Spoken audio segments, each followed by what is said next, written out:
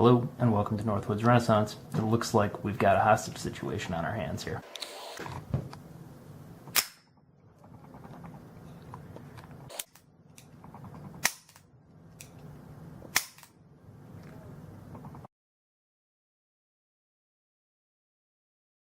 For those of you wondering, as per the title of the video, if you can safely dry fire the Ruger SR22 pistol, the answer is, according to the owner's manual, yes. For those of you who are unsatisfied with that and want to take an extra layer of precaution and safety, so that you don't damage the pistol, you can use a snap cap. This one's from Packmeyer. Many of the other ones are just for proving. This one you can actually dry fire on the rim, although it will damage it after a little bit. Dry firing, it's a way to practice with your pistol, get acquainted with its functions, improve your marksmanship, and cost nothing. Now, as always, we're going to go with safety, so we're going to be squeezing the trigger on this baby inside the house, unloaded, to practice our pistol pull and control. Obviously, we need to make sure that it's unloaded, and we can conclude from that it is. The chamber's empty, the magazine is empty, and we're going to introduce a snap cap into this so that we can practice the function of the pistol. Alright, we've prepared our pistol. Let's see, we've got the snap cap in there. Now we need to consider our backstop. Over here, I've got the Harry Potter room. I've got a small range. Those are Bertram Casey stickers. Made in Eden Prairie, Minnesota, so you know it's quality. And if I were to have a negligent discharge with the pistol, which we are confident I am not, it would have to go through 15 pounds of cat food, a shop vac, and a pallet of floor tiles. And as they say, don't point your gun at anything you are not willing to destroy. Well, I'm not excited about destroying my floor tiles. I'm confident that they will stop around. So we're good to go there. So the goal of dry fire practice is to have good follow through. The temptation, particularly with larger calibers, is to anticipate the recoil, and then when you go to pull the trigger, the barrel might dip down or the gun will come off target, or maybe your trigger pull isn't smooth and you're going to move off target that way.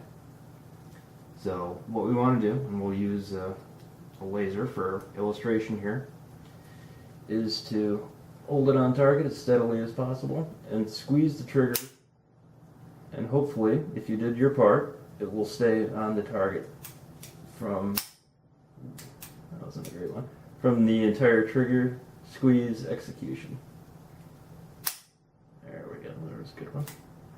If you're curious about the laser I'm using here, and it is a nice aid, you can take the whole sight picture portion out of the equation and just worry about how steady your hands are. And this particular one is a TrueGlow Micro Tactical micro laser.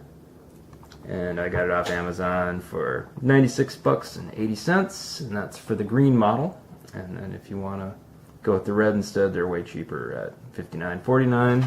Mounts on the Picatinny rail. It's got a battery portion that goes in the front, and then it is adjustable with a tiny little Allen wrench here and here. It's going to be a little bit off for the Ruger SR22. I've got it set up for my Glock 17 Gen 3 RTF2, which we'll discuss in a future video. The feature of having a laser that I didn't mention previously is if you're training a new shooter how to shoot, the dot clearly indicates at all times where the gun's being painted. So if you're worried about muzzle discipline and imparting that, you will know exactly where the dot is at all times. Now there's a number of possible training regimens for dry firing. Some people say just 20 good pulls is sufficient in one session. Other people suggest go for 15 minutes a day. But it seems like a good rule of thumb is go until you get tired or you're not focusing, and then that's good enough. You've gone through your drill. You're possibly ready to return a carry gun into use.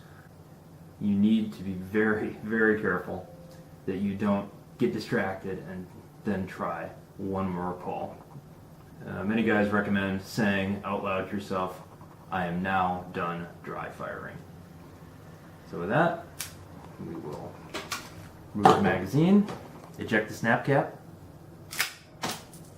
Alright, that's a good ejector right there. And then we have concluded our dry firing.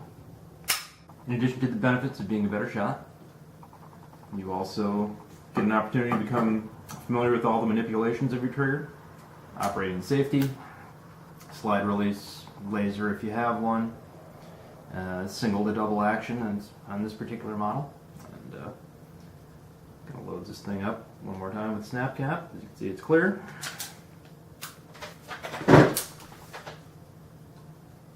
Slide release, safety's on, safety off, charge the hammer. And this is a benefit that people don't often think about, but through thousands of dry fires, I have dramatically smoothed out the trigger on this thing. And it is buttery smooth at this point, with very little pull required. That ends our brief tutorial on dry firing. There's plenty more information on that on the internet. And I hope that was helpful to you. Snap caps, I picked these up from Packmeyer. They seem going to peanut, and you're going to have all kinds of problems with ejection possibly, or what's wrong with you? Peanut and ejection.